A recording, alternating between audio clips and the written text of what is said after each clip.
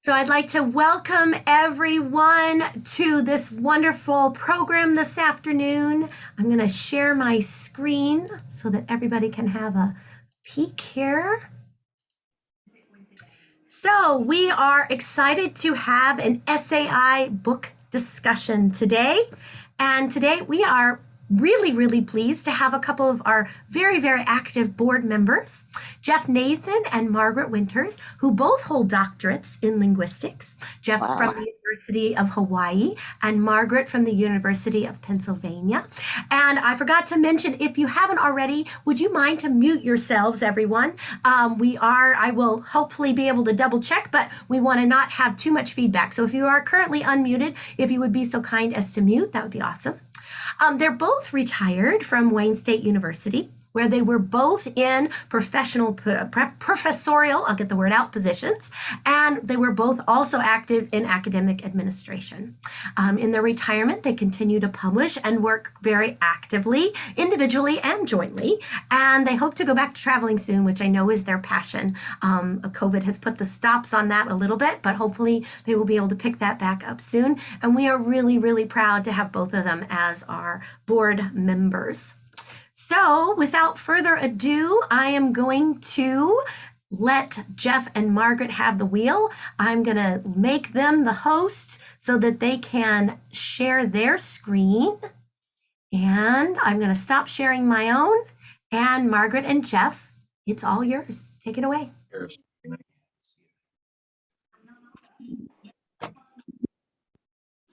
One moment, please. Do not adjust your set. Now, where is The PowerPoint. PowerPoint? As usual,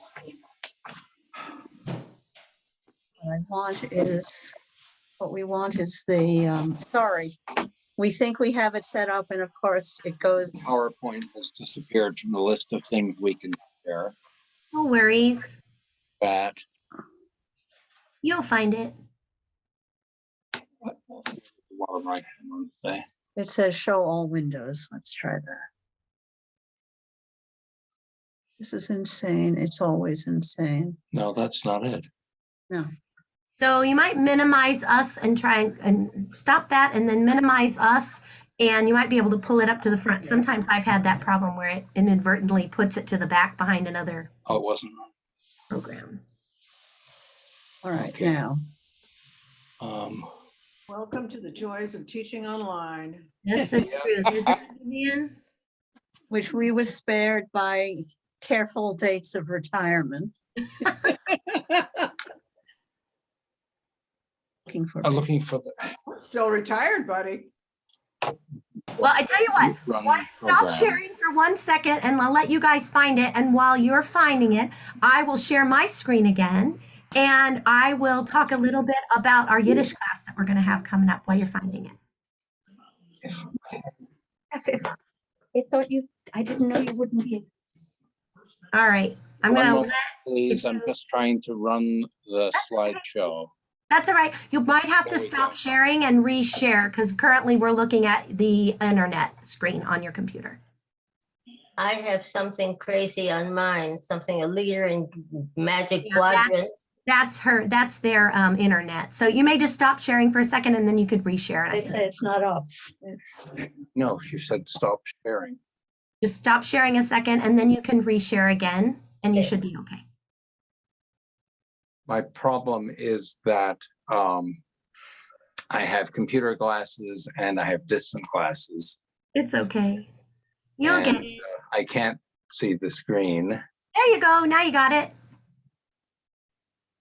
Okay. Perfect. Can you do full screen? I'm trying to. Okay. All right. There you go. Perfect. Well done. Thank you all for your patience. Yeah, Zoom is always an adventure. That's okay. Let me slide my chair. Okay, although I'm not the focus anyway, what's on the screen is. So, good afternoon, everybody. Thank you for coming and putting up with the usual technological fumbles that life and Zoom provides us with. This thing on, Yes.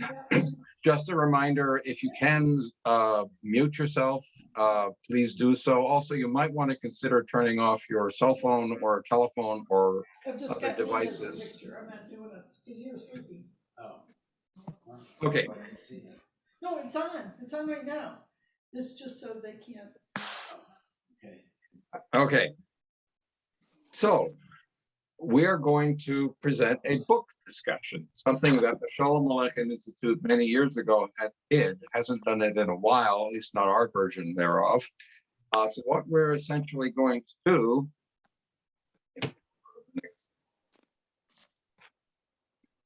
is we're going to talk about the book. We're going to talk about what the material in the book. We're also going to talk a little bit about some of the reviews. We're going to give our opinions, and then we'll have some general discussion. We'll ask people either write questions in the chat or write them down on a piece of paper and hold them till the end. And then we'll have what we hope will be a lively discussion. A couple of pieces of background information about the book and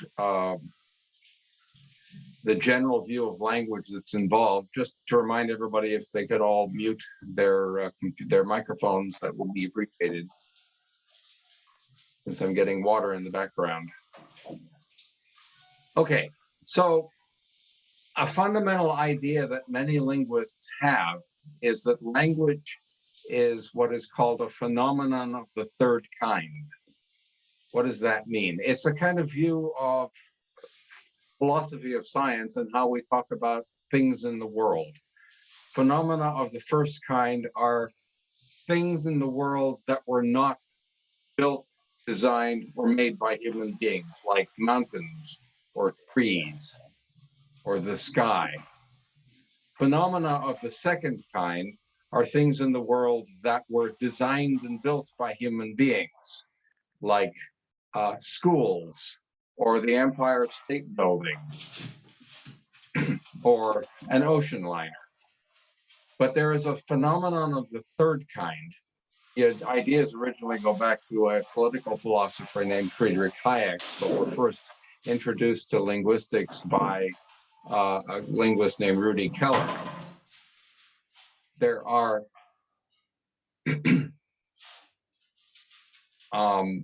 phenomena that are created by human beings, but not on purpose. That is, human beings did not design language. They do not structure language. They simply use language, but there is structure and design in language. It's just not intended by human beings. It arises out of the production of language. So this is within linguistics, a relatively novel idea, although economists and political scientists have understood it for a long time.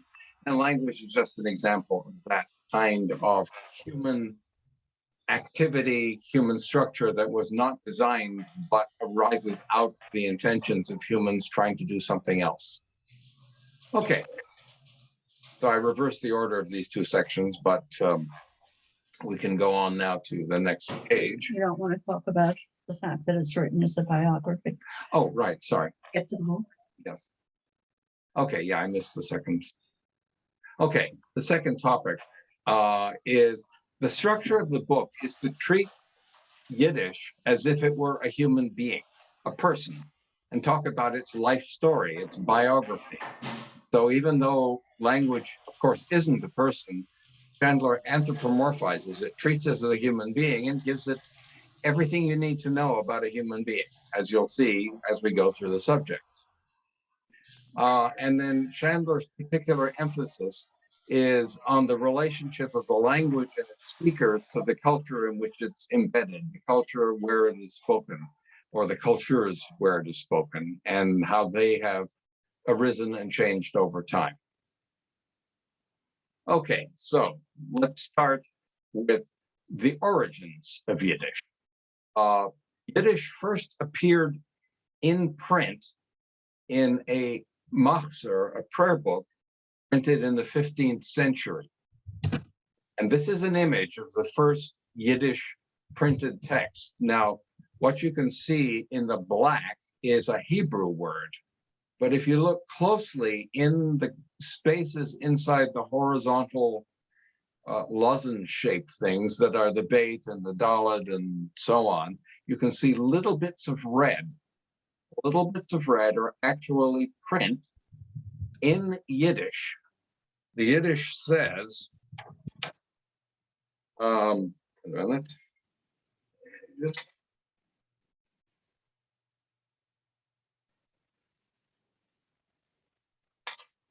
Tag im Bataka Zever des Machzo in Besak Knesses Traga, which is, a good day will come to those who bring this prayer book into the synagogue.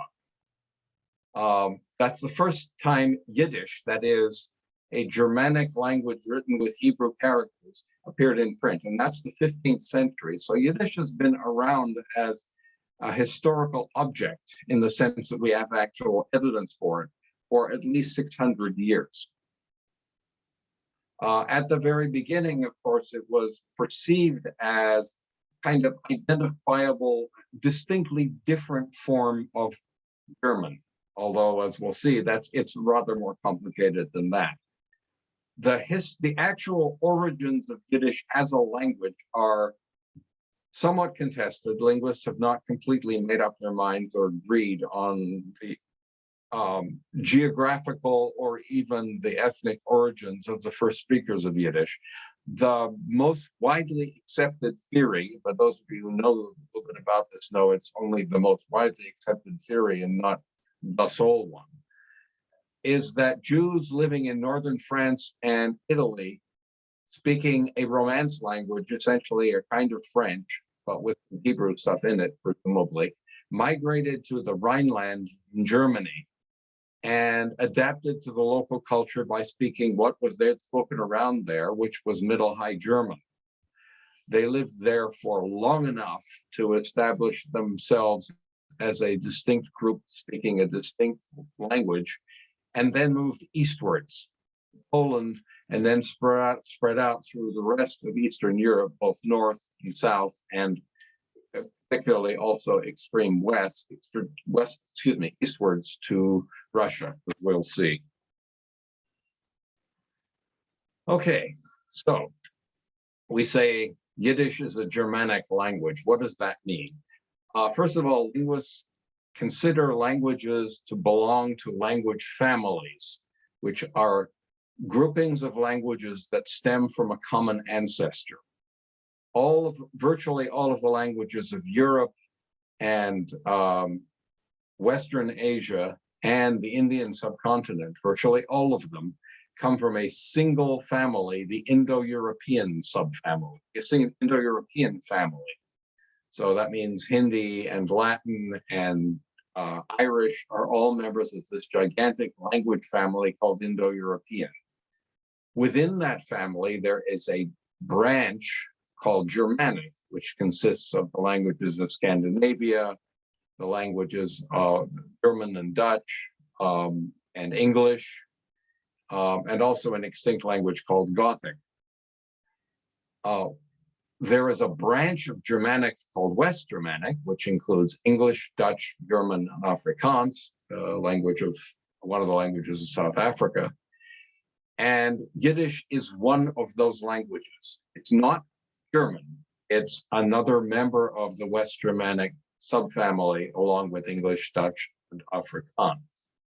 However, like English, it has lots and lots of words from other languages that it has adopted. English adopted most of its foreign words from French and from Latin. Yiddish adopted words from everywhere it lived. There are Romance words in Yiddish, there are Slavic words in Yiddish, and of course there are tons of Hebrew words in Yiddish because Yiddish speakers were Jewish, and all Jewish boys, at least throughout history, learned Hebrew. Some of them extremely well, and so they threw it into their everyday language, and some of it stuck, and there we have lots of Hebrew words. But of course, since they were in Slavic-speaking areas and Romance-speaking areas, they also had words from those languages. The grammatical structure, however, the words, but the order of the words and the endings of the words are all primarily Germanic. They look a lot like German, a little bit like English, a little bit like Dutch. So even the Hebrew roots, even the Slavic roots have Germanic suffixes. So for example, you probably know the Yiddish word bracha, a blessing.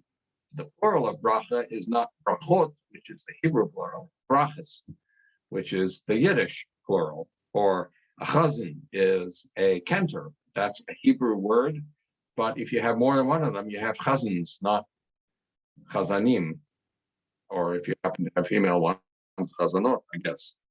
So it's a Germanic language, but it's got influence from many other languages, and its grammatical structure remains Germanic, even with all of the foreign words that have been imported. Another way of thinking about a language besides its genealogy is what ethnic group does it represent? What ethnic group does it symbolize? It's a Jewish language. Even though there are lots of non-Jewish speakers of Yiddish, it is primarily a language spoken by Jews, particularly and most especially Ashkenazi Jews.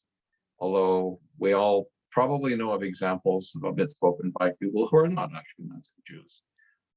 It's conceived of as a fusion language. A fusion language is a technical term that linguists use to mean a language that has spent a lot of time closely associated with another language. That is, there are lots of people who are bilingual, and the languages influence each other. They grow to be more alike. The way the joke is that a man and his dog grow to be more alike the more time they spend together, or perhaps a husband and wife become more alike. And that's pretty much what's going here. So it's not a genealogical statement, but a kind of physiological statement of what does it look like. So for example, there are lots of words in Yiddish that have both a Hebrew pronunciation and a Yiddish pronunciation. And many of those pairs of words, which linguists call doublets, actually have different meanings. So you may know the word balabas, a Yiddish word meaning housekeeper or Head of house. head of household. That's not balabusta.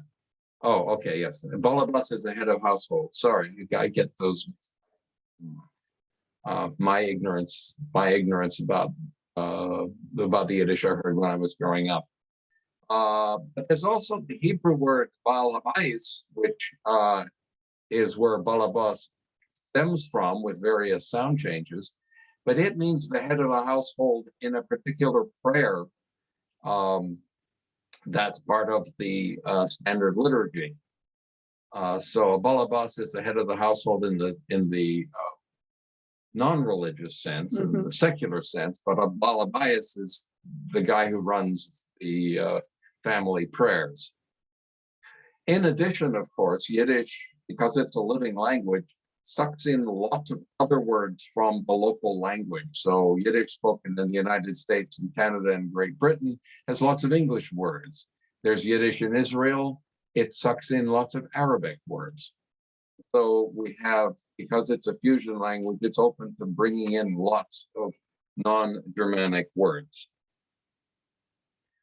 Okay, since we're talking about Yiddish as if it were a human being, we have to ask, where does it live?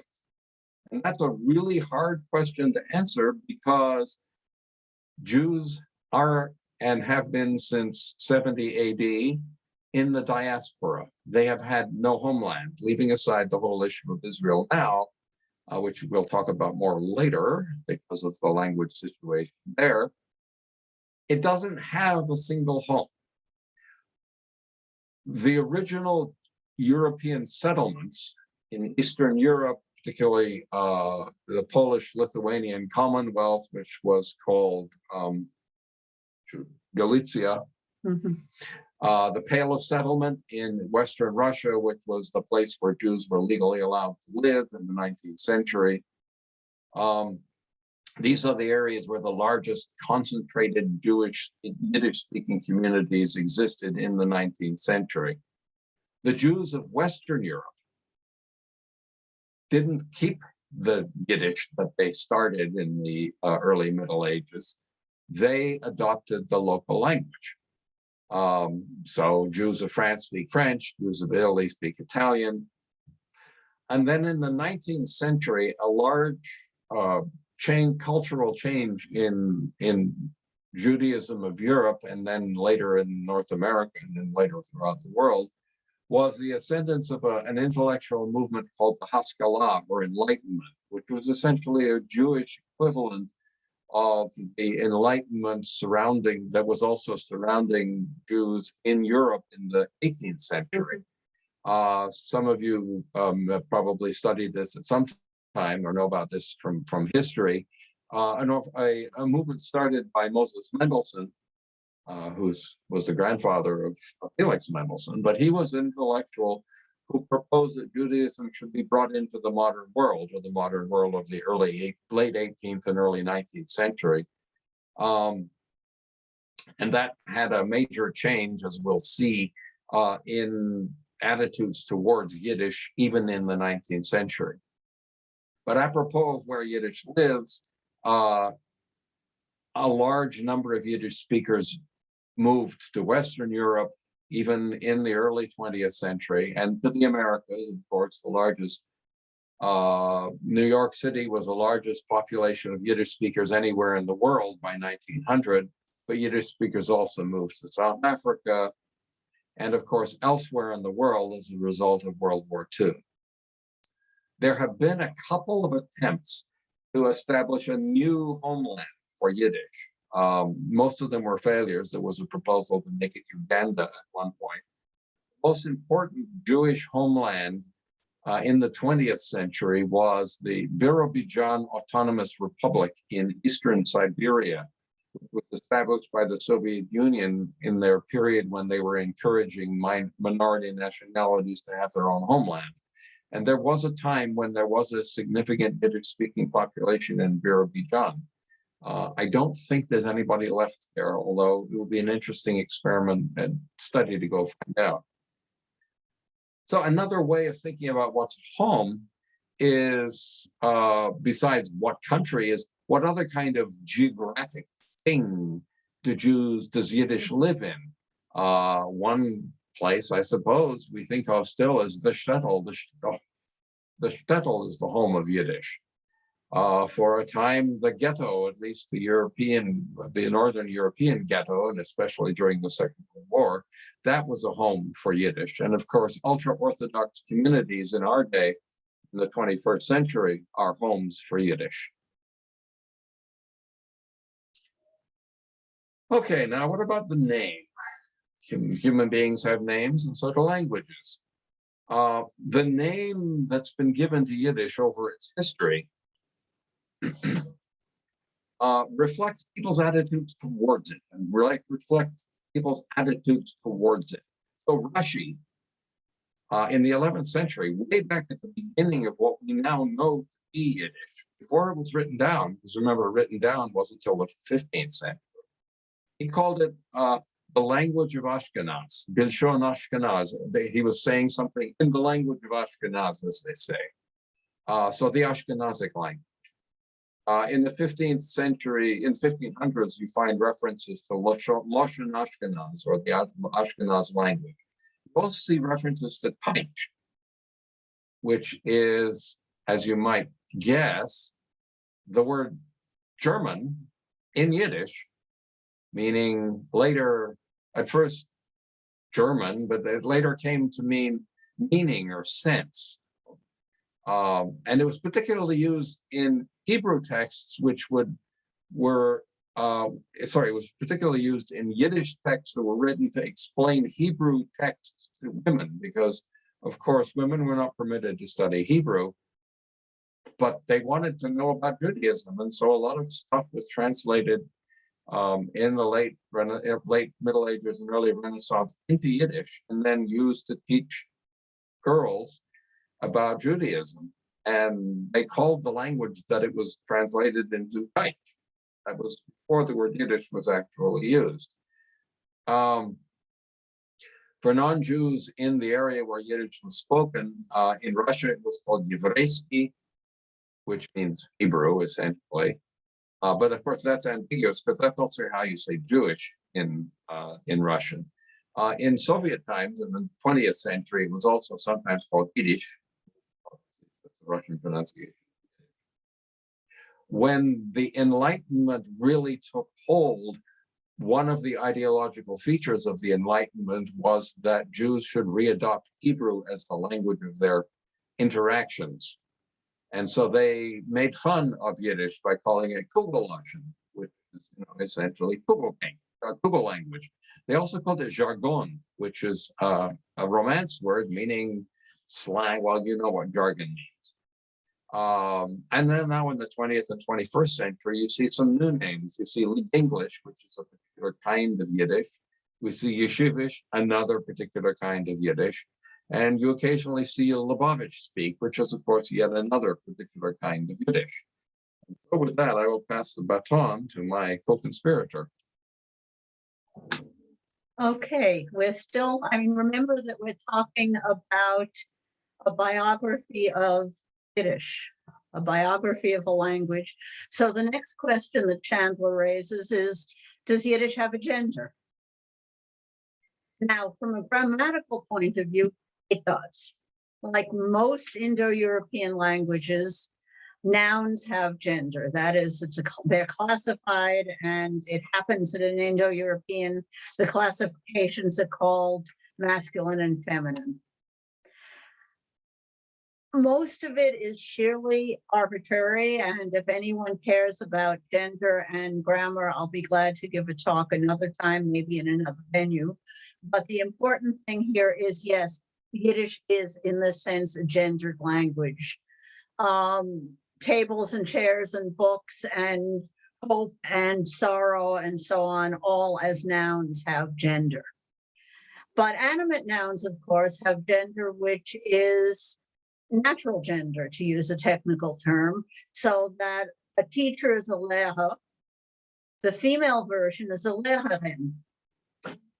Some of them, and that one is a good Germanic ending. A female doctor is a doktorsche, Slavic, and a chazante is a female cantor, also Slavic, I believe. Some of the dialects of modern Yiddish ignore gender, and I can tell you from speaking Yiddish when I was a kid that you can get away with using the instead of die and der and das as the article meaning the. And I got away with that a lot. So you can understand where, if you're not sure, you can sort of slur things. But officially, grammatically, Yiddish is a gendered language. Another sense, though, which is much more interesting for this biography of Yiddish, is that Yiddish itself as a language was identified with women. Remember, Geoff pointed out that you get the Teich translations, that is, translations into German, parenthesis, the word for German in German is Deutsch. So you can see where Teich is simply a variant form of the same word. It's called Mama Lushan unto today, mommy's language. And that is one of the standard words for Yiddish. Contrasted with Lashon Chodesh, which is the holy language. This has been identified with women and women's, how do I put this, relationship with Judaism, with religion, and we'll go back to religion later, since the 16th century. Shandler points out that in some Hasidic communities today, men are more likely to speak Yiddish among themselves and women speak English among themselves. Though when I get to reviews, I'll point out again that that Yiddish is also taught at girls' schools today, ultra-Orthodox girls' schools. It's not as simple as male and female speakers. And then something else Chandler is interested in is special populations who are using Yiddish as their own language, so that you've got feminist Yiddish and queer Yiddish. They're all, you can say in a way that the languages They're the ways of approaching language for outsiders, communities that are outside the mainstream. Next topic Chandler takes up, and each of these, I'm not sure we said, is a single chapter. I'll get back later to the organization of the chapters.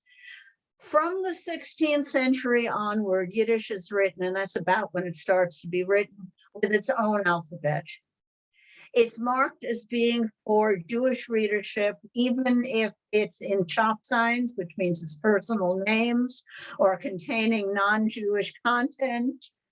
So when you walk around neighborhoods like where I grew up in Brooklyn, in Borough Park, you read shop signs and it says bakery or butcher, but they're written with the Hebrew alphabet because they're meant to be for Jewish customers. So non-Jewish content, sort of.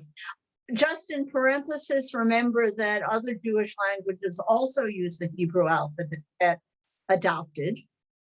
Ladino did until Turkish, the Jews in Turkey changed it, and there was a move in Turkey in general to use the Roman alphabet, so that in Ladino, older texts are written with the Hebrew alphabet adopted for a Romance-based Jewish language, and later ones are in the Roman alphabet. However, it's not Hebrew. It's a language that's been modified. Standard Yiddish, and I'm using that term with a little bit of trepidation, uses a Yiddish adaptation of the Hebrew alphabet for Yiddish words and other foreign words, but uses Hebrew spellings for Hebrew words. And it uses a couple of the vowel, the nikudis, that nikudot, if I say it in Hebrew for the Hebrew words, that Hebrew uses, and not many of them. The two marks under the aleph to say whether it's a or om. Those are the two big ones.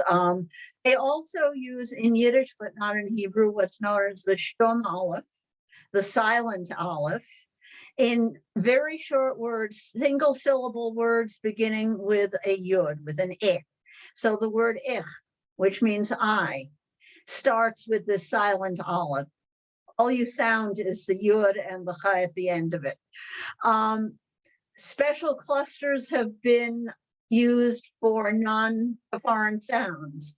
So if you learn to read American history in Yiddish, at least the Jewish part of it, as I did, and you learn the George, as in George Washington, is spelled with a ZH combination, and so on.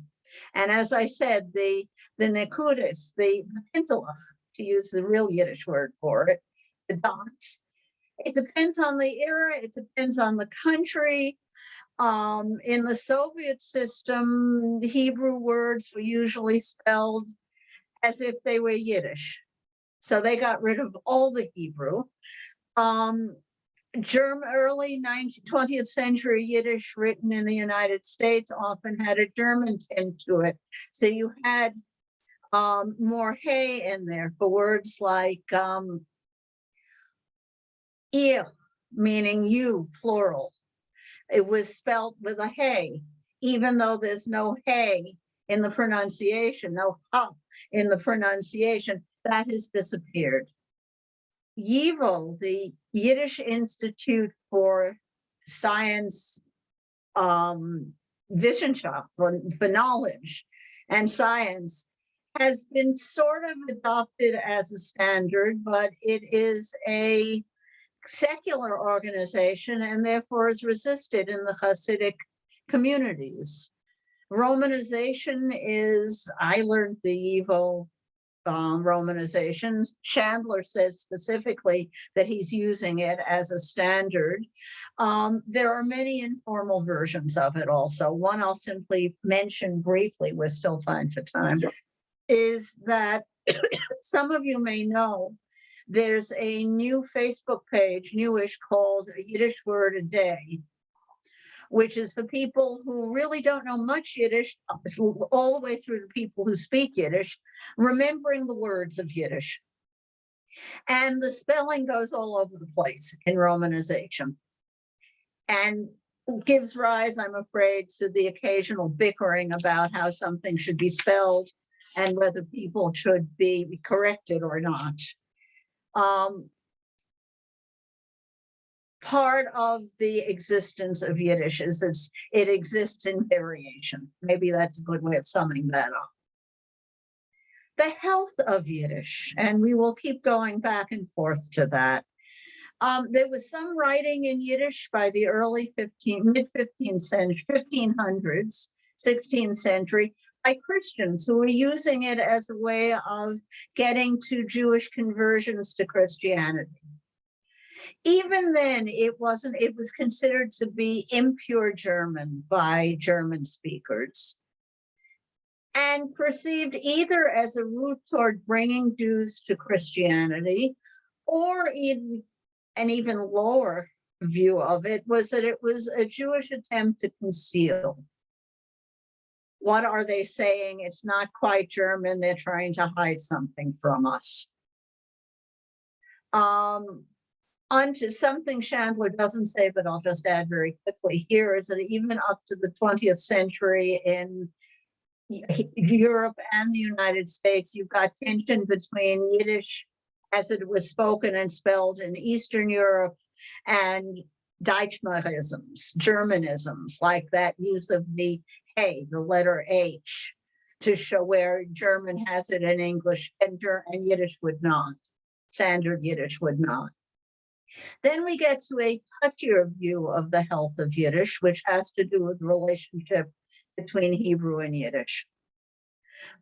This is something that is a theme through the whole book. In the 19th century, as Geoff said, you get to the Haskalah, to the Enlightenment, which was either in the German part of, the Western part of Yiddishdom, if you want. It was a return to what was the true Jewish language for some. It was also, there was a push to use vernacular Western European languages because they were the language of scholarship. In Israel, as probably more of us know, because this is something we've grown up learning about, there was conflict before the state was established and unto fairly even now about whether Yiddish should be allowed at all. It was the language of the Holocaust, the language of the ghetto. It's not the language of free Jews. Quick personal anecdote: when I went to a bookstore in Jerusalem and asked if they had any books in Yiddish, the man I spoke to said, we don't have books for dogs. I'm not making this up. That was 15 years ago. Things have changed in Israel, which we'll get back to, but it is a matter of conflict. It was certainly at the time of the Zionist movement and the founding of the state.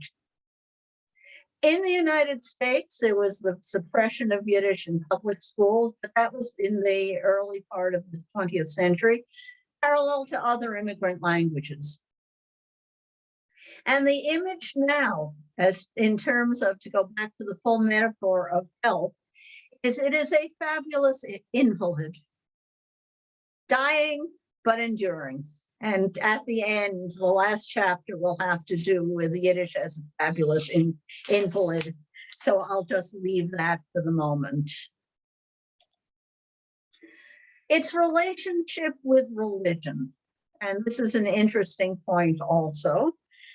From the beginning, as Geoff pointed out from some of the earlier chapters, it was used to make the Bible and the Hebrew texts accessible to women and to what were referred to as weak men, whose Hebrew wasn't up to what it should have been.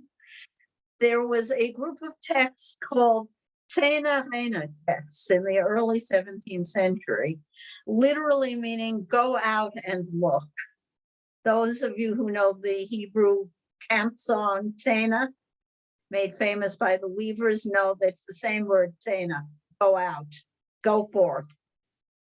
It was used to refer to translations of the Bible for the use of women.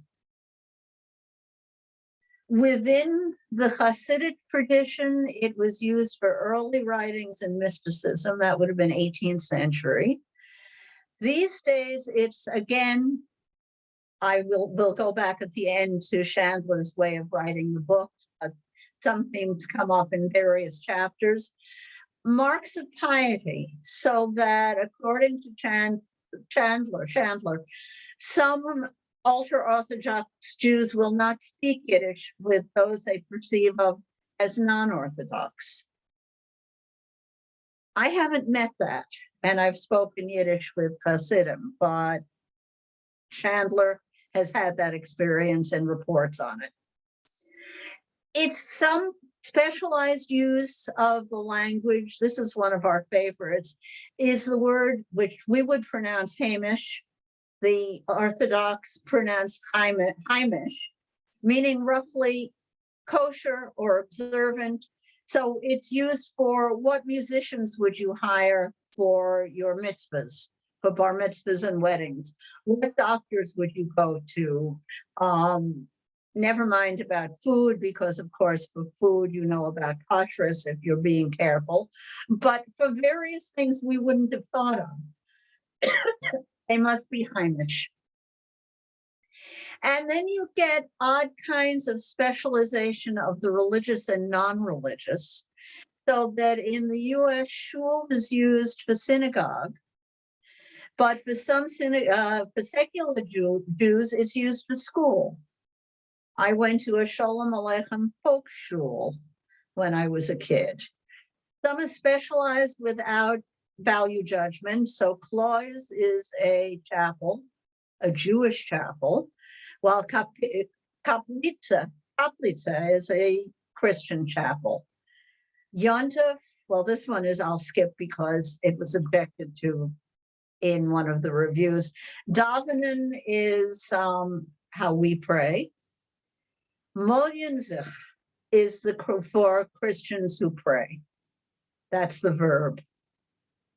And then you get specialized derogatory terms. We all know sheketz and shiksa, a Gentile, male and female, all linked to religion, views of religion, where Yiddish shows up in this context, even though the quick answer is, oh, Hebrew is for religion and Yiddish is for everyday, far more complicated. And education. Until relatively recently, prayer books aside, most people learned Yiddish as their first language if they were Yiddish speakers, or first and second language if they were in bilingual households, enlightened kinds of households. And it contrasted with learning, lernen, which you do to study Hebrew and study the religious text. Even early, though, in the 17th century, I've already mentioned that there were attempts to convert Jews, there was learning of Yiddish in order to translate texts into Yiddish to bring Jews to Christianity. By the late Russian Empire, and now we're at the age of enlightenment, you've got some formal teaching of Yiddish in Russia. And the Enlightenment in the East, in Russia, in Poland, was not the same as the German Enlightenment. We'll keep going back to this, but what you've got is a turn toward Yiddish as a language of culture. And this is where, of course, our own Sholem Aleichem and other authors of Eastern European Enlightenment come in, so that you get formal teaching of Yiddish. In Poland, in the Soviet Union, the early Soviet Union, you get formal teaching. By the mid-20th century, in places like the United States, Western Europe, Canada, South Africa, you've got secular instruction in schools like the Sholem Aleichem schools. And then a little bit later than that, but certainly again, like the secular schools, some of which still exist, we've got university courses, and even degree programs in Yiddish. So education moves from first language acquisition pretty much only all the way to you can get a doctorate. And with that, I will turn this back to Geoff. Oh, I'm sorry. I have to show you one thing first. This is a picture from my first Hebrew Yiddish book, which is one that Shandler also reproduces. And what it says under the picture is, this is a Jewish school. Das ist a Yiddische Schule. Berele, I think there's Berele, all by himself there, sitting at a desk like the ones I sat at in elementary school. Berele is in shul. Young Beryl is in school. The next line is Sarah, little Sarah, is also in school. So this is secular Yiddish education, I think 1930s. Geoff and I once figured out the picture was from. And now I truly will send this over to Geoff for the next part after I turn the page. Oops, what did I do? Okay, literacy. This is what Shandler calls the chapter. It's actually a chapter on where I have to go a bit faster. where does Yiddish show up in print? What kinds of stuff is printed in Yiddish? So even as early as the 16th century, there were a large amount of text in Yiddish that we still have. As we've mentioned, many of them translations from Hebrew. Interestingly enough, at the very beginning of printing, at least the printing of Hebrew and Yiddish, Christians were the ones who were allowed to own presses. And so they're the ones who figured out how to make Hebrew and Yiddish typeface. Because they owned the presses, so they did the printing, even though they did it, some of it at least under contract for Jews. So there was lots of stuff even in the 16th and 17th century. By the 18th century, there were large amounts of texts dealing with Hasidism, which was of course a major movement starting in the late 18th century, late 18th century. By the time of the Haskalah, and especially in Western Europe, Jews believed that Jews should be learning and teaching and reading and even speaking Hebrew, but they also recognized that not all Jews were going to be able to actually learn to speak Hebrew as a real living language.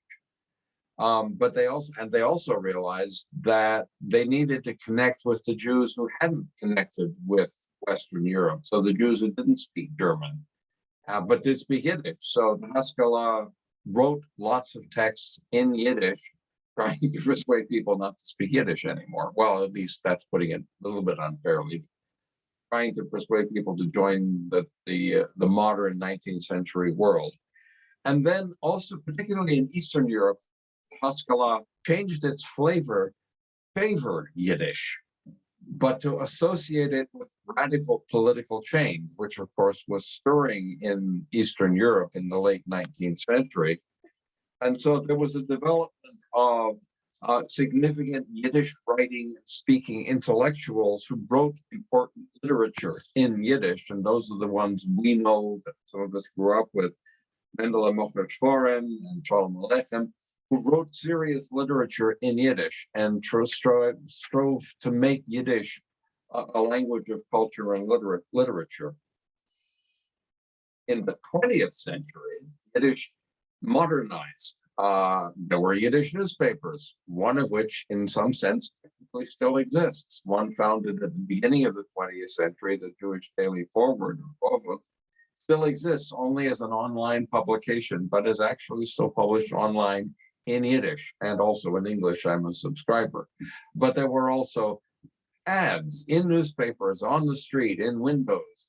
There was Yiddish theater, of course, starting in the late 19th century and flowering, at least in New York and in Poland, in the early 20th century. There were numbers of Yiddish theaters, and there were Yiddish movies, lots of Yiddish movies, most of them unfortunately only available in poor quality copies, but you can still find them. And then, of course, James Chandler doesn't mention, but in the mid 21st century, there's Yiddish TV programs, Thistle and others being made in 2020, 2021 in Yiddish. So it's become a modern language of literature or art.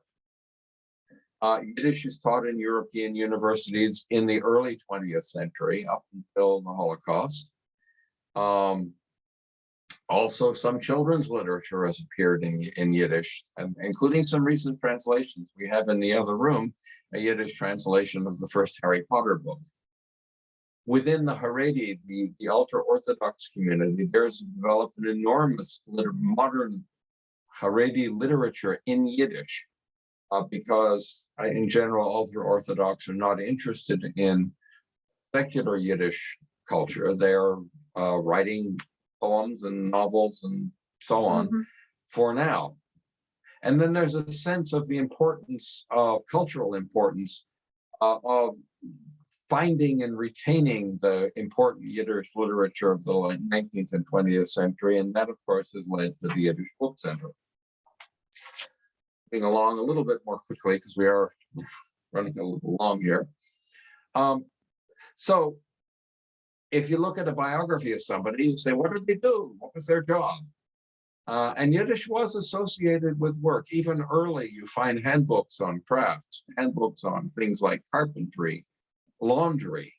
And then later in the late 19th century, excuse me, training manuals for actors. I could slow down and stop making the interesting spoonerisms. You also start to find in the late 19th and early 20th century reference material, standardized grammars, dictionaries. In Europe, up until the Holocaust, there were intellectual associations dedicated to studying Yiddish, to recording Yiddish, using Yiddish in a formal sense. Research centers, YIVO, the Yiddish Institute for Scientific Study, started in Vilnius, destroyed in World War II, but reconstituted in New York, where it's still going on. There is Yiddish studies at Hebrew universities, and of course, as Margaret mentioned earlier, there's Yiddish studies in a number of American universities. Also, there is now a Yiddish institute back in Vilnius. And Düsseldorf. And there's one in Düsseldorf. That's right. Yes, we know at least a couple of the people who did the research there. Okay, politics. What are the politics of Yiddish?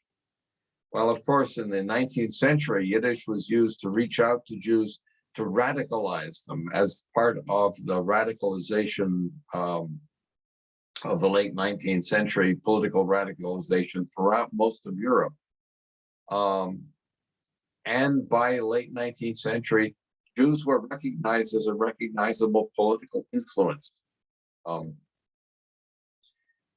of what makes it interesting, and this is a theme that keeps coming up over and over in Chandler and comes up over and over in the world in general, in that the Yiddish was viewed as an instrument for political radicalization separate from Zionism. Zionism was about, let's get back to Hebrew, let's eventually get back to Israel. But Yiddish was, let's form our own political bloc here where we live and become politically active here. And then Russia is a whole separate story, because once the communist revolution took place, the Russians were, the Soviet government was officially began by encouraging the use of Yiddish. I mentioned the Birobidzhan Autonomous Republic, and the encouragement of all the ethnic languages of the enormously multilingual Soviet Union.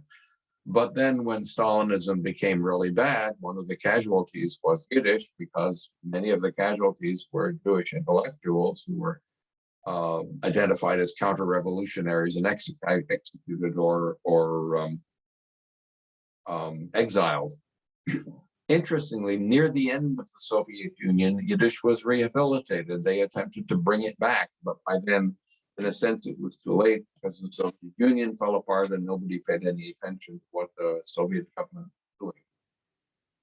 In Israel, there was, of course, political strife from way before the founding of Israel between the Yiddish speakers who were the founders of Israel in many cases, and some of whom advocated Hebrew, like Achad Ha'am, but who believed it was the only true Jewish language, but others who believed that no, it was the language of culture and education and history, and we should be using Yiddish. Yiddish lost in a sense, and therefore, even today, to some extent, using Yiddish in Israel is kind of an act of resistance.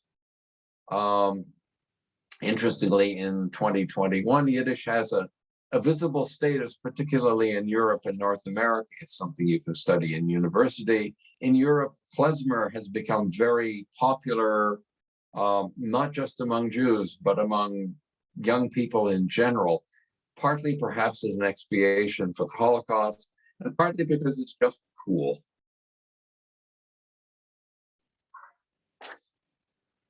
Okay, so if you're going to treat Yiddish as a language, it means it's going to have a personality. Sorry, excuse me. If you're going to treat Yiddish as a person, it's going to have a personality because it's a person.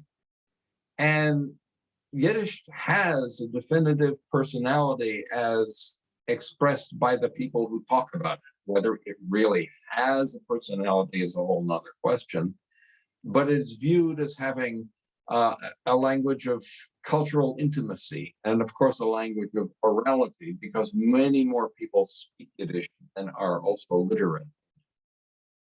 And if you look back through the 20th century, a number of major intellectuals wrote about the personality of Yiddish. And read the first three. So you can see that Kafka, Freud, and Buber all said things about Yiddish as a kind of person. Today, particularly in the 20th century, I think it may be a little bit less in the 21st century, people like Leo Rosten simultaneously treasured and made fun of Yiddish. It was audacious, mischievous, tongue-in-cheek, not serious.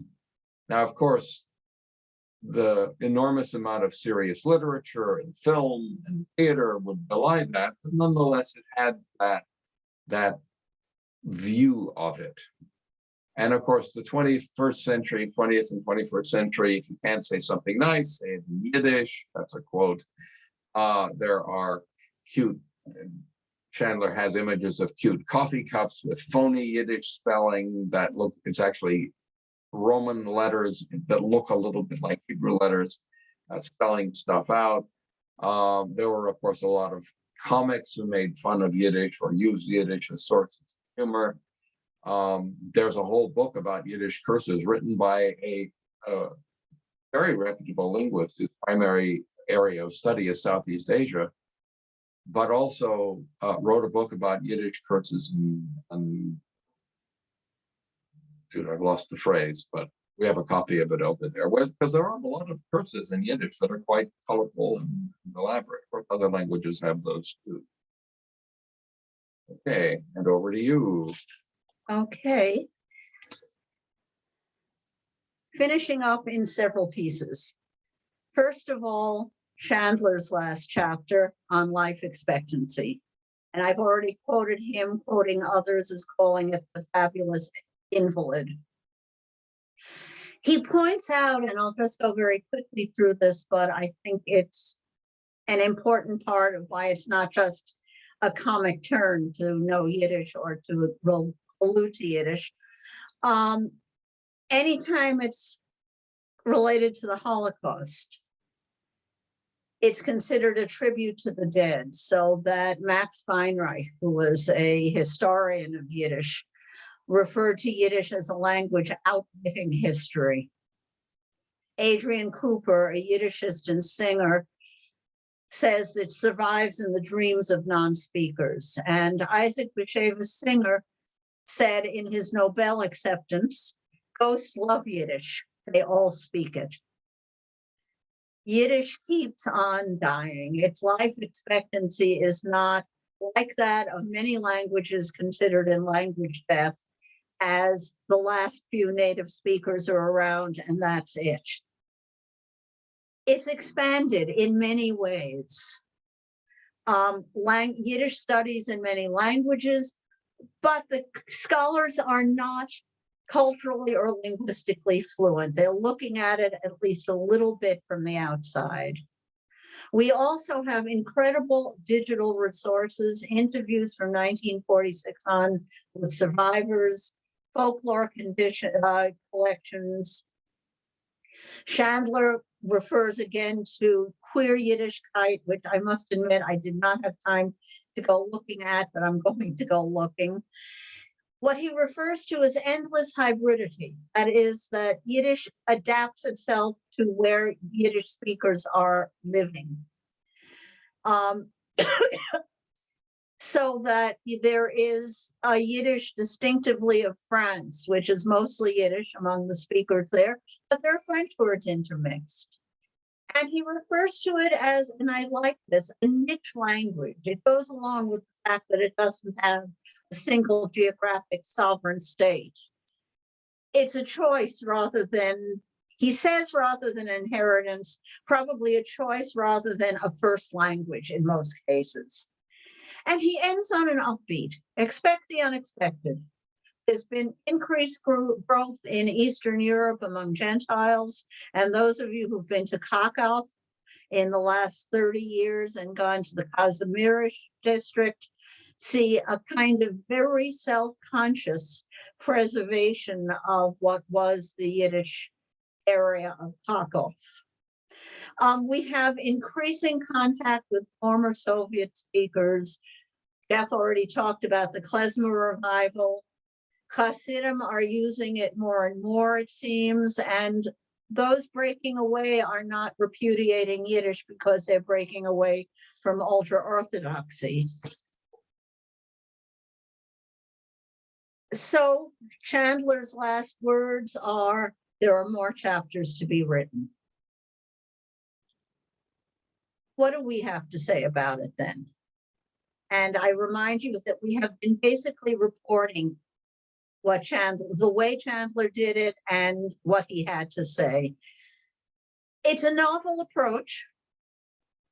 However, each chapter has within it a historical and geographic design, starting with the Middle Ages, separating Europe into Eastern and Western sections, and separation of Europe from Israel, from the US. He doesn't say much on South America, South Africa, Australia.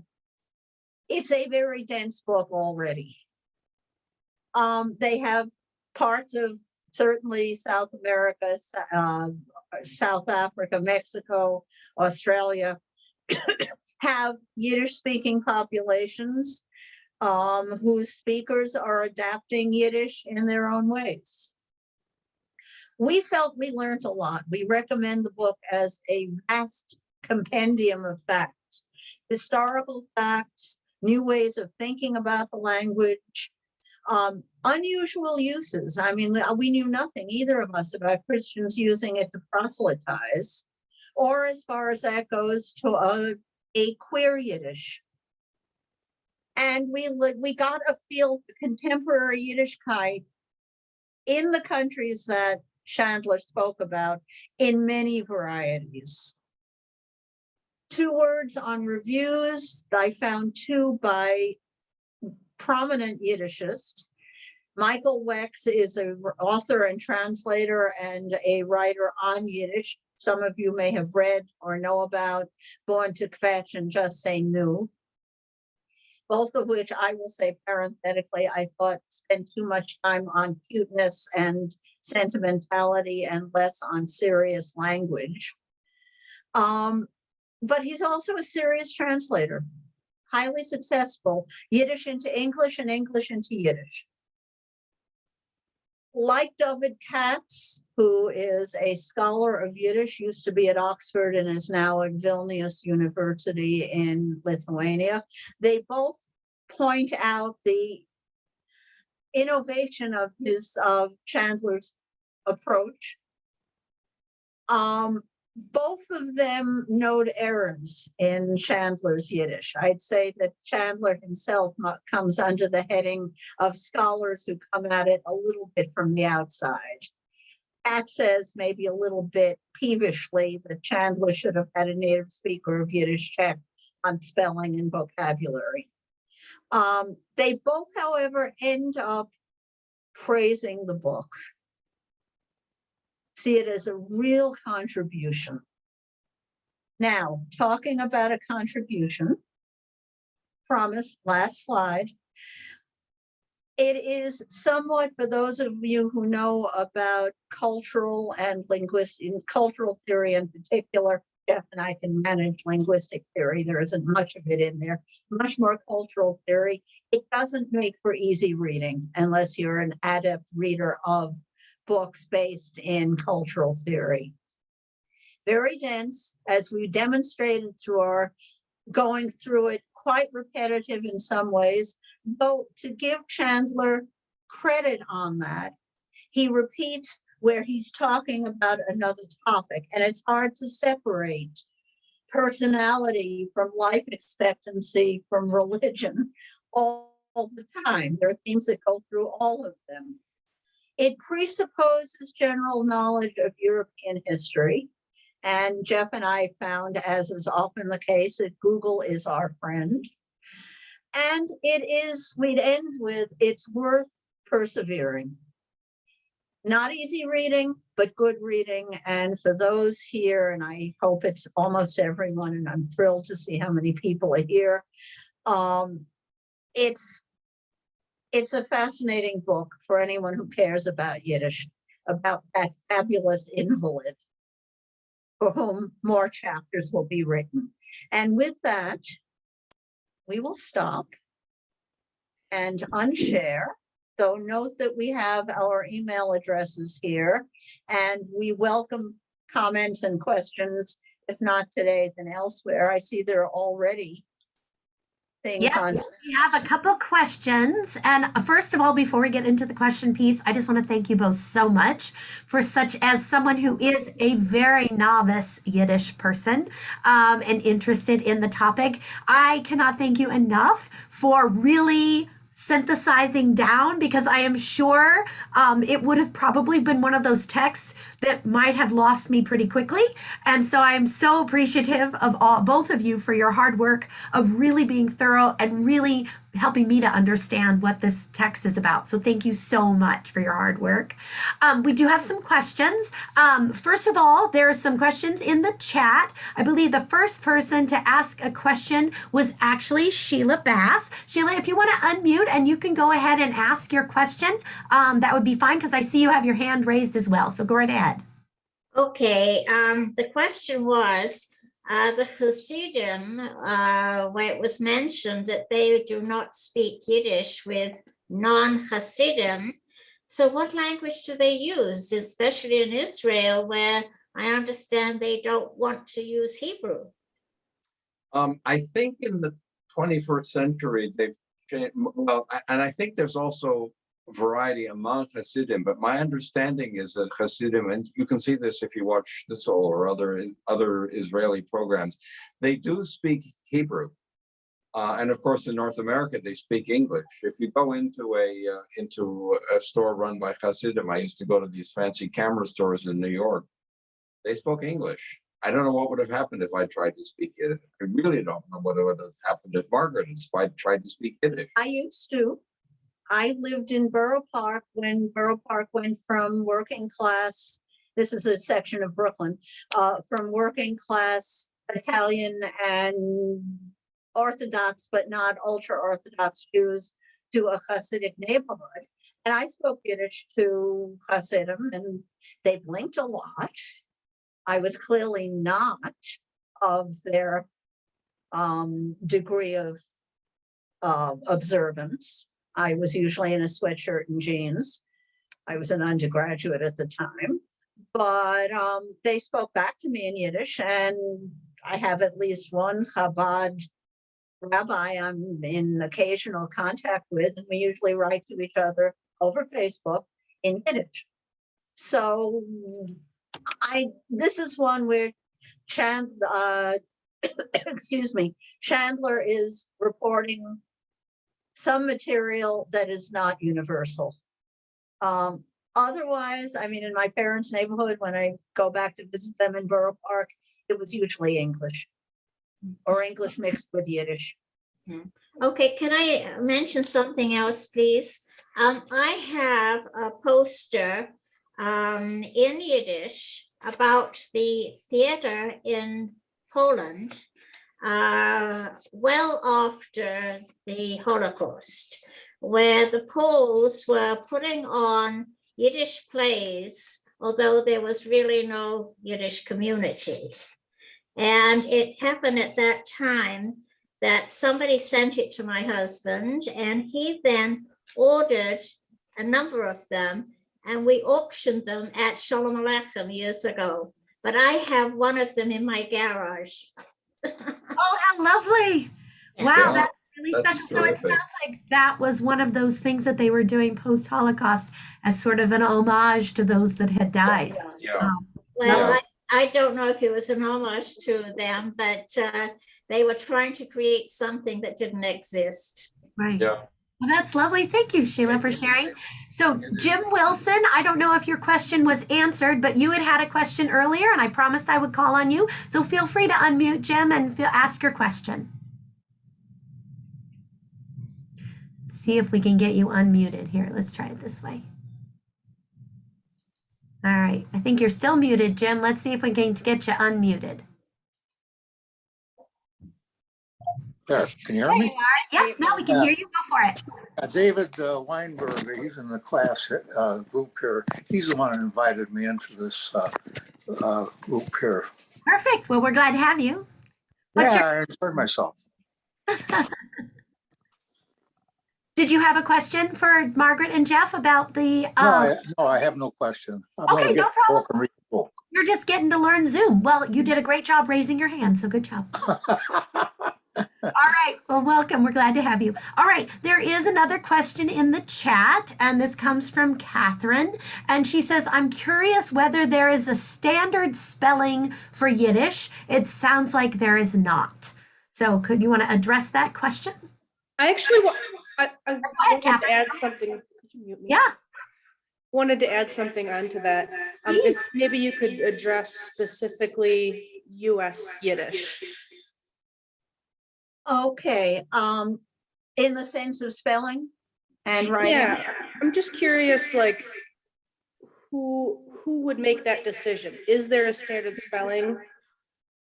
There is no language academy. However, there is now, as Geoff said, one Yiddish language newspaper left standing. That would set a standard of a kind. Those of us who had Yiddish education were taught standard Yiddish, meaning the Yiddish of probably based on the YIVO, the Institute.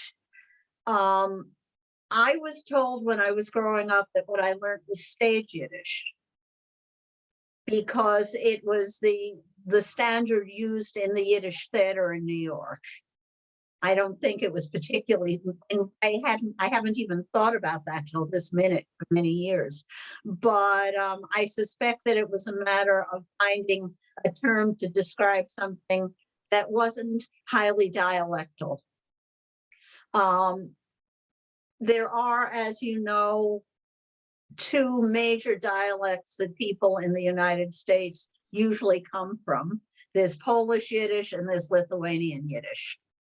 There's also Southern Yiddish. I mean, I had a teacher for the history of English once whose family spoke Romanian Yiddish. And where I said Broit, he'd say Brat. So we'd after we did history of English, which I was studying with him, we'd have discussions about comparative Yiddish, which was at least as much fun. But I think the standard is what's taught, what comes out of YIVO, what's used. I'd say it's a majority standard, Catherine, rather than a dictated standard. And as far as I mean, there's an enormous amount of literature being, as I mentioned it earlier, enormous amount of literature being produced within the Haredi community. I have no idea how that's written because I've never seen any. But I don't know if they follow the Evo standard or if they've developed a new one or if it's just all, I've lost the phrase for it. This is wild. You can play wherever I you don't think want. so because there are publishing houses. Yeah. And they would hold to, Yeah. this is how it's spelled. Publishing houses impose standards, and if they don't come from anywhere else, they come from the publisher. But that's a really interesting question.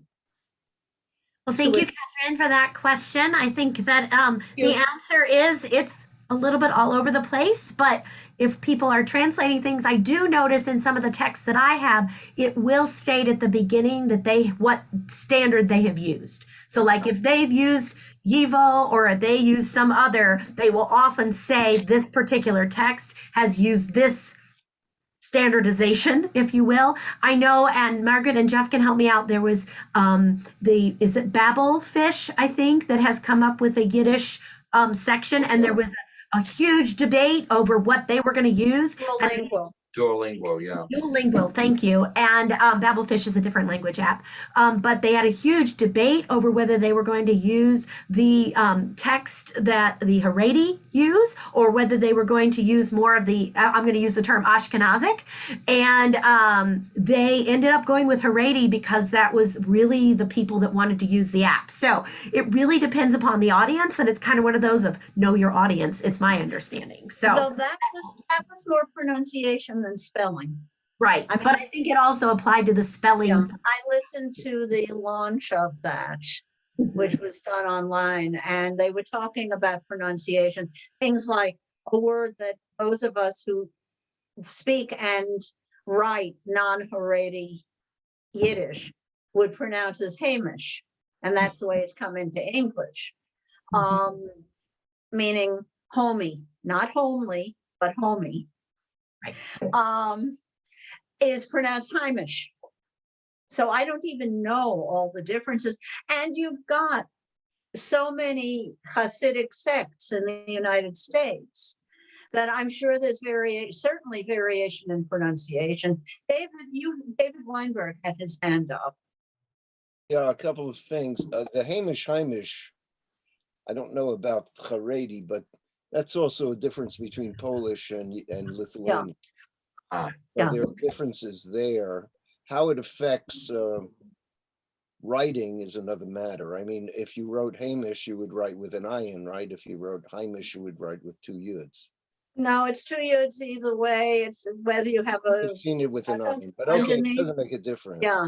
But it's possible there'll be change there. The only other thing I'd say in connection with the Haredi community is Yivo, which has a history of obviously strict secularism, and was in its origin very directly opposed to religious community and opposed by the religious community, has in recent years woken up to the fact that it's the major speakers of Yiddish today are in the Haredi community, and it has done a very good job, especially in New York, where it's based, to reach out to the Haredi community. And there is a relationship now that has developed between elements of the Haredi community and Yivo, which is rather surprising given its history.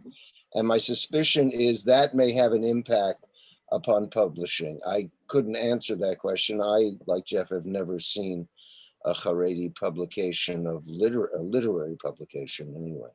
But my suspicion is we're moving more and more toward the Yivo standardization. It's certainly the academic standardization. Anyone who writes a scholarly or academic work in Yiddish or that uses Yiddish will use the Yivo orthography.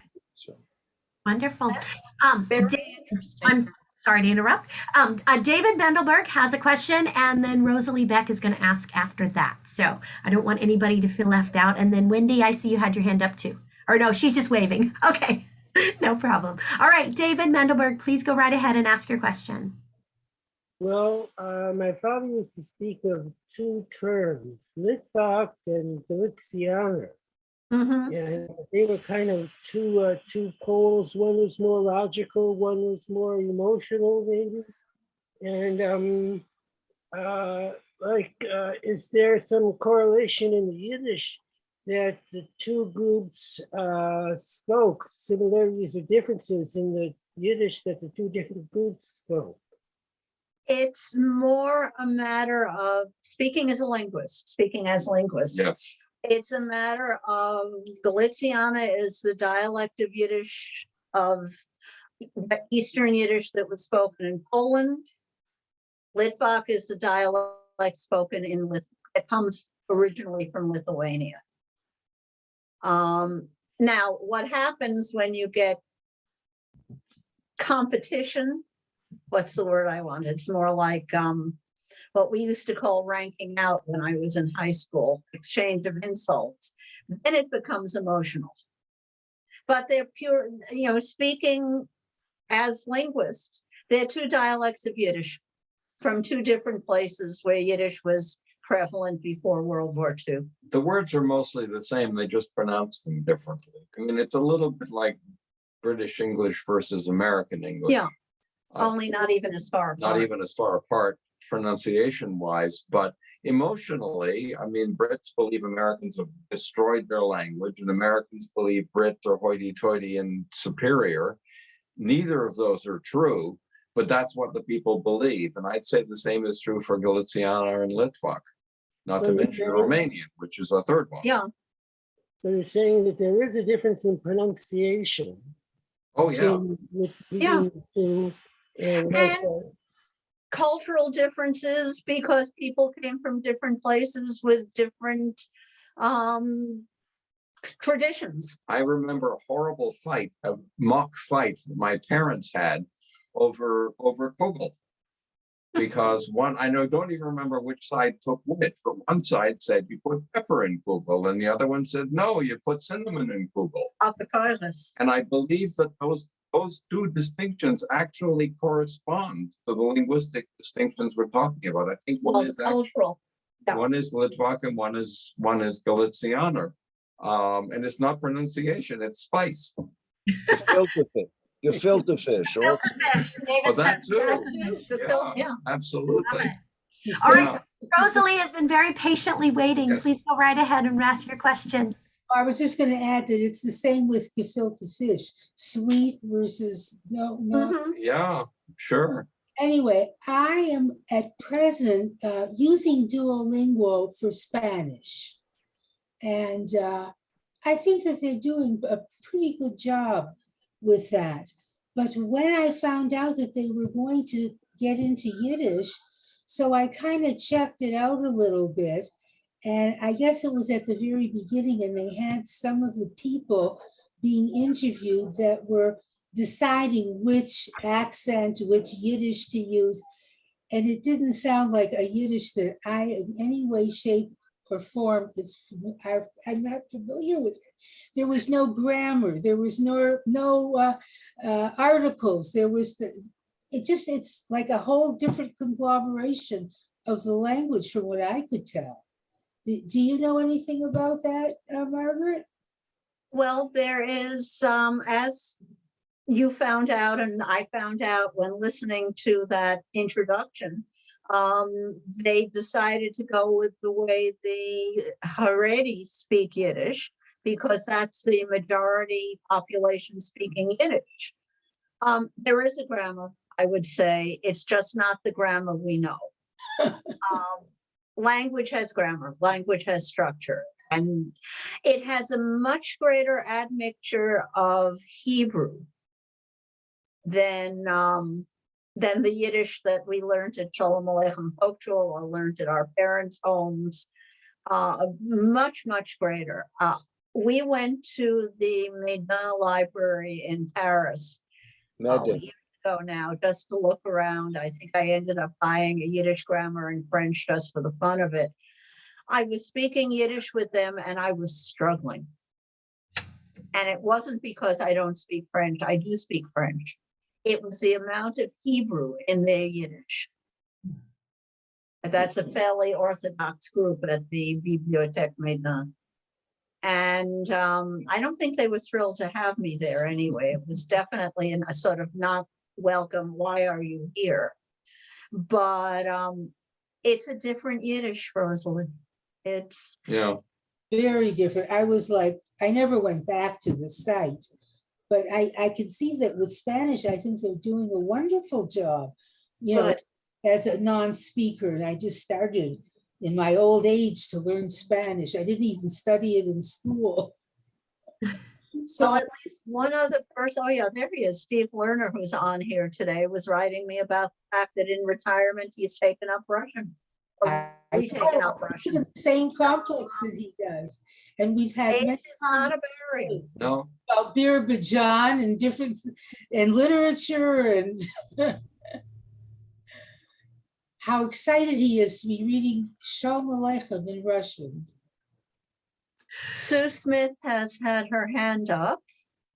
Yes, go right ahead, Sue. Thank you. Yeah, I really enjoyed this because growing up, I mean, I still remember some Yiddish. I used to go with my grandma to the Yiddish theater, and she would talk to my mother in Yiddish in the house. And so I remember it, and then I'm thinking, geez, where did it disappear? It was such a nice language. And growing up, I mean, I went to Hebrew school for all these years, all the 12 years and stuff, but I never learned what anything meant. You just learned to read Hebrew. But Yiddish, I could even, when I was little, know a little bit about it. And just behind you, which is just interesting because I have good eyesight, I see you have a childcraft set at the bottom on your bookshelf, I think. Don't you, down below, a childcraft set? They're wonderful books from World Book. The childcraft set, the blue, isn't that? Maybe. No? I don't know. Yeah. They might have that. I'm not sure. You would know if you haven't. There it is. See? Right behind you, the second shelf from the bottom. Isn't that childcraft, the Navy? Right there. No, keep there. No, this is Italian. Oh, well, it looked like childcraft. Anyway, so what happened to Yiddish? I mean, it was so great. What happened to the Yiddish theater? And she used to get the Yiddish newspaper, came to the house. Well, it's good that you're asking that question, Sue, because, and Sheila, I see you have your hand up, so give me 1 second. I'm just going to put in a quick plug before we lose too many of our participants today. But we are actually getting ready to start an introduction to Yiddish class. I'm going to be sending out the information. There is a small fee, but it's going to be a 6-week class. I'll share my screen really quickly. We are going to have a wonderful person who will be presenting for us. Her name is Rabbi Ilana. And let me get over here so I can make this bigger so y'all can see it a little bit. And she is actually a native, first, she learned it as her second language, but as a child. And she brought to us a little bit of Yiddish last month.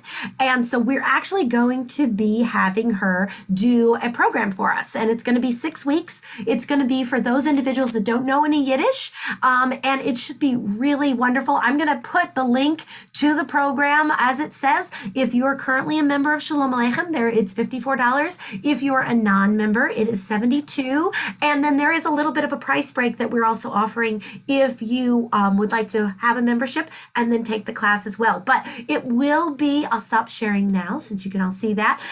It will be, in fact, something that is going to be determined the day and time by the participants. So when you go to register, you will choose some options that we have discussed with Rabbi Ilana, and then we will choose which one works best. So I hope that you will be able to join us. All right, Sheila, you are next. And then I do want to be mindful of everyone's time, but I will remind you, I am recording this. So if you have to drop out, but you don't want to miss out on the questions, I have been recording throughout. So you'll be able to get back. And then Shirley, I see you have your question up, and I will be happy to do that. All right, I'm going to put some information about the class in the chat, but Sheila, you're next, and then Shirley.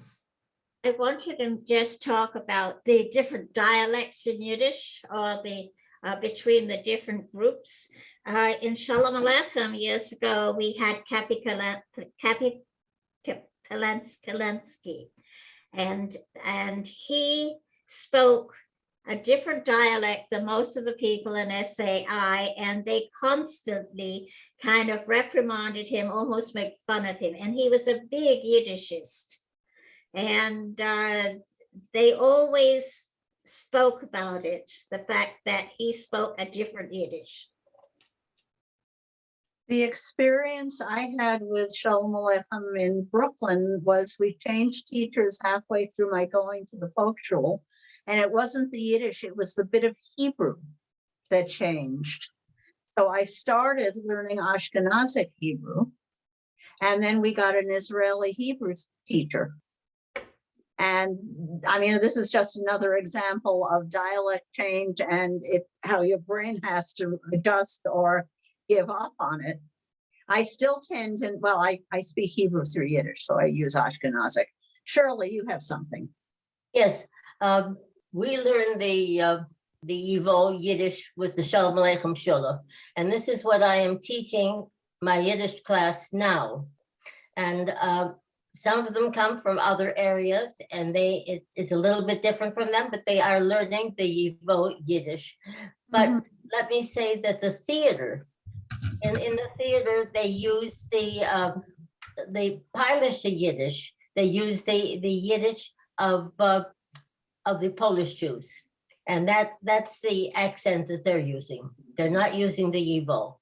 In that case, I was misled, probably by my mother, who told me it was stage Yiddish. Interesting. Yeah. Maybe. But yeah. Yeah. Well, she was a Litvak speaker, so. Well, my parents spoke with they'd say a Breiten Peter, but we learned Breiten Putter, and that's what I've been teaching the people at my class, and they get along very well. Thank you, Shirley. All right. Well, I think Rosalie, did you have your hand up again? Yeah. Okay. Right ahead. Very quickly.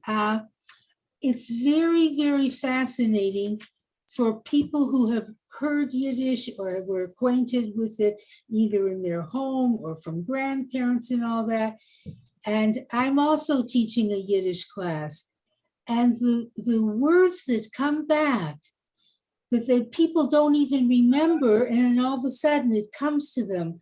It's so fascinating to watch. Yeah. It's really something that people who don't think they know a lot more than they think they do. Well, as I said, can you remember the name of for those of you who are on Facebook, there's a group called, I think it's called A Yiddish Word a Day. Yeah, I'm familiar with that. It's interesting in exactly that way, talking about Yiddish. The spelling is all over the place because people are remembering what they heard. The Yiddish Word of the Day is the name of it. People are remembering what they heard as a kid. And I suspect I'm not by any means the oldest person in this group. But so the rendering, I won't even call it spelling, the rendering in Roman alphabet of what they think they remember is very interesting. And it has, looking at it as a linguist, I find some sort of trends as to what they might have, whether it was Litvak or Galiciana or something else, just the way, but for those of you who just want to have some fun with it, I enjoy being on this and I recommend it. I'll put it in the chat. It's Facebook Yiddish Word of the Day. And it goes further than that. Today I noticed somebody put up the singing of God Bless America in Yiddish, which started from the Mandy Patinkin record, I think, CD, but it's now done by choruses. So wonderful. Well, I am so glad that there was so much conversation after the formal part of the presentation. Thank you all. Gosh, yes. It obviously shows that there is a lot of interest, and as they call it, what did they say? It is a fantastic invalid. Was that what they were? Was that the Fabulous invalid. fabulous? Well, fantastic, fabulous. At least I got the F part right. There was a couple questions about membership in Shalom Aleichem. I did put the link into our chat for that. For if you would like to look into that, we would love to have you as a formal member. Of course, we offer all of our programs free of charge, with the exception of this class that we're offering, but it's a 6-week class, so it's a little bit different. But thank you so much for joining us. I will, in fact, be sending out this recording, and you are more than welcome to view it once again or go back and check in on things, as Margaret and Geoff were so gracious to do. Their email addresses are also in the chat. So if you have any further questions or would like to continue the conversation offline, you are more than welcome to do that as well. But I cannot thank Geoff and Margaret enough for having put this program together for us. Thank you so much. We're going to give you a big round of applause. Thank you, thank you, thank you. And I look forward to seeing you all next month. Keep a lookout. We're going to be doing a special program about some artwork and some tie-ins to Yiddish that way. And we're looking forward to some future programming that should really be interesting and fun. So thank you so much for all of you for joining us. And I look forward to seeing you all very, very soon. So thank you, everyone. Bye. Thank Bye you now. all.